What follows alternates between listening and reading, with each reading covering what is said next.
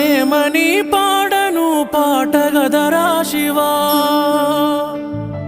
ఆటగదరా శివా ఆటగదరా శివా ఏమని పాడను పాటగదరా శివా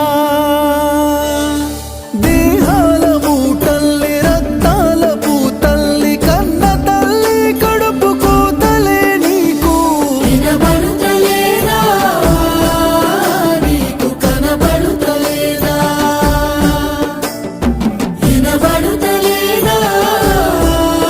నీకు కనబడుతలేదా శివరాత్రి నీ పూజకై